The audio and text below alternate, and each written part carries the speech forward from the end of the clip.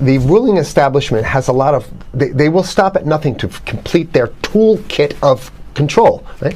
So one of the things that has been missing from the toolkit of total control has been quarantines and curfews, right? Mm-hmm. So now, welcome to the new world in America, where to get on a bus, to go through a subway station, if you think that the procedures at the TSA are onerous, right?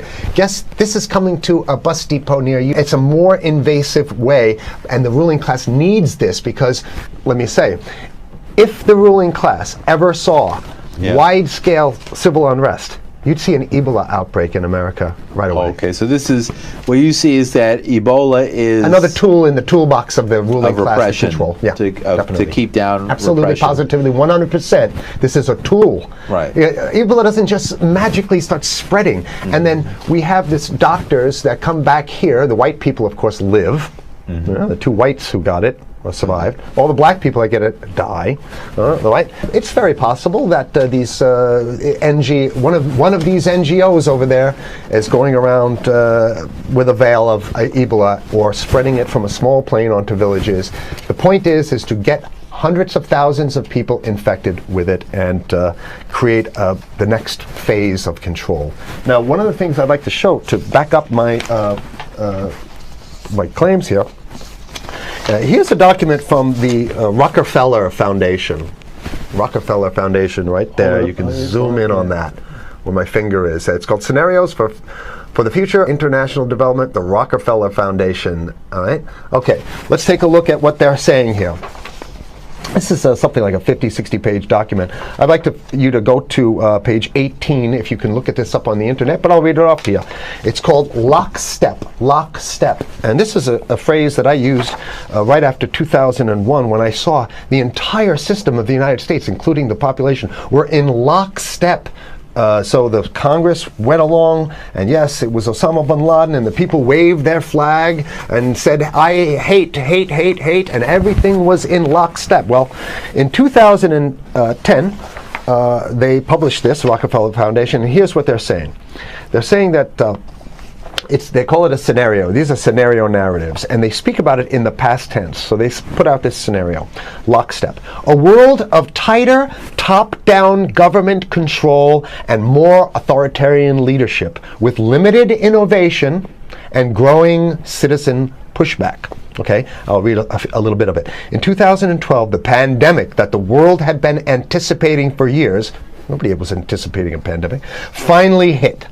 Unlike 2009's H1N1, this new influenza strain originating from wild geese, they use some scenario, but this is Ebola they're talking about. Ahead. Even the most pandemic-prepared nations were quickly overwhelmed when the virus streaked around the world, infecting nearly 20% of the global population and killing 8 million in just 7 months, the majority of them healthy young adults.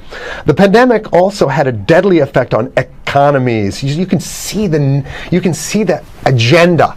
Just naked, raw, naked control agenda written down, and it's anybody's guess how this becomes effectuated in real life. So whether this is written specifically as marching orders or whether people take it upon themselves in the intelligence networks to say, okay, well, this has been produced, so this is the plan here. But these narratives have to be written in advance because the intelligence agencies don't know how to do these narratives. They need help. So these think tanks, they come up with these like Rand Corporation, Rockefeller Foundation. These are think tanks of death. They're not the think tanks, they're not there to find great ways to help people. Right?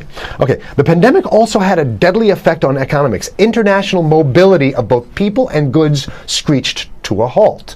Which is what they want. They want a completely isolated world, right?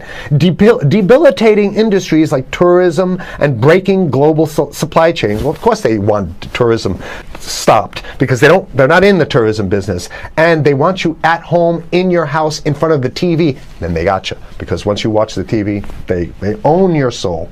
Even locally. Wait a second, we're on television. I mean commercial television, let's say. National.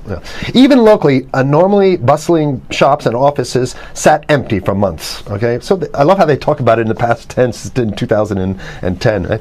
The pandemic blanketed the planet, though disproportionate numbers in Africa died.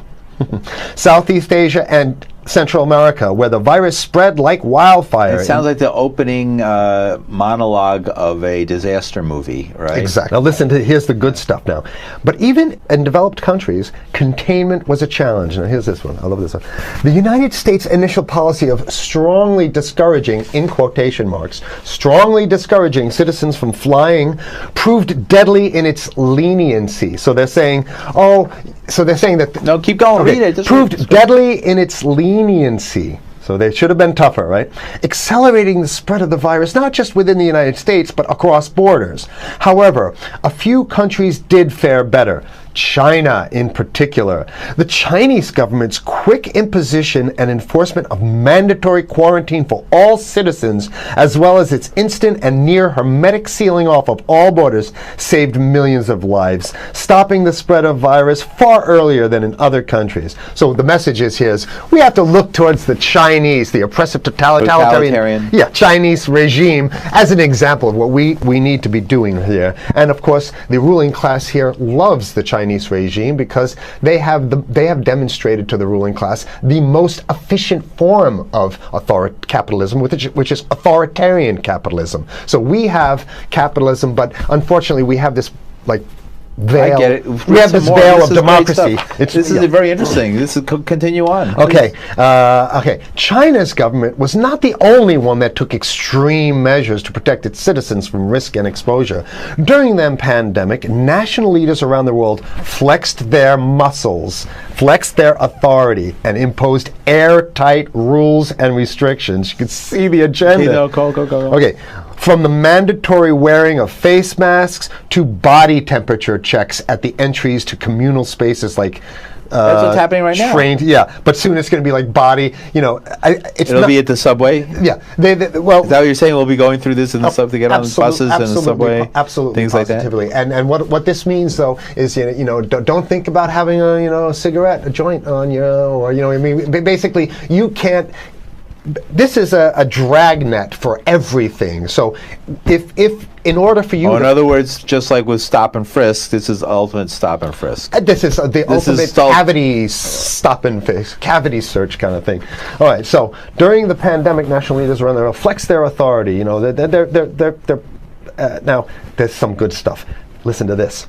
And even supermarkets, they want body checks at supermarkets. Okay, so basically what they're saying is they're building a system where every move you make, you got to go through them. You can't get food. Well, how about if you go to the farmer's market? Right. Here's the good stuff now. I mean, it just keeps getting better. Even after the pandemic faded, this more authoritarian control and oversight of citizens and their activities stuck. And even intensified. That's the whole point. So they're going to get rid of... Did that happen already with 9/11? Of course. 9/11 was how many, 14 years ago? And we still have all these draconian rules. So they're going to put the body cavity USA searches Patriot and all that stuff. That's right. So in order to get to a supermarket, you got to have a body cavity search. And then when there's no more Ebola, well, you know what? We kind of like this way because we have a complete infrastructure of a control grid. In order to protect themselves from the spread of increasingly global problems, from pandemics and national terrorism to environmental crisis and rising poverty, leaders around the world took a firmer grip on power. Well, what the hell would rising poverty have anything to do with imposing strict citizen controls with face masks? Right? So they're very sloppy stuff here. At first, the notion of a more controlled world gained wide acceptance and approval. I'm sorry. Nobody likes this stuff. So they're just saying it.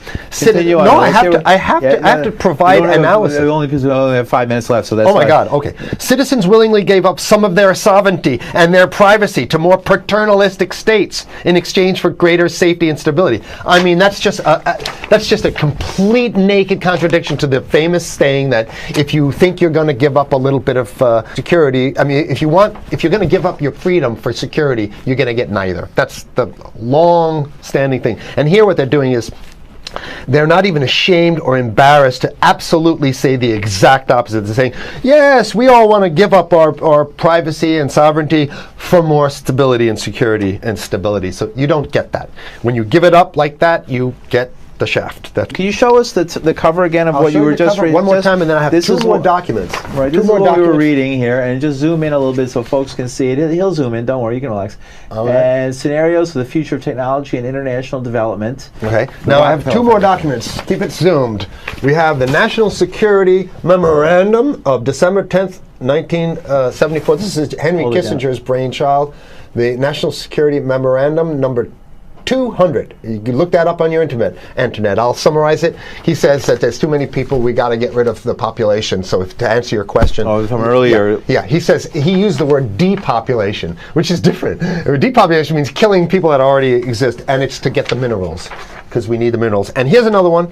The CDC has a patent on Ebola. They've patented it. Now, right. So basically, if you want to get a cure for your Ebola, you got to go. It says it right up here, right? It says human Ebola virus species and compositions and methods thereof, and it's a patent. It's a patent. They patented the main strain plus something like 17 other strains of it. So they own it now, and I don't know how exactly you can own that, but apparently they've done the same thing. Yeah, I didn't think you could own a natural. Yeah, you can. They've, I guess the main thing to finish off this show is this: that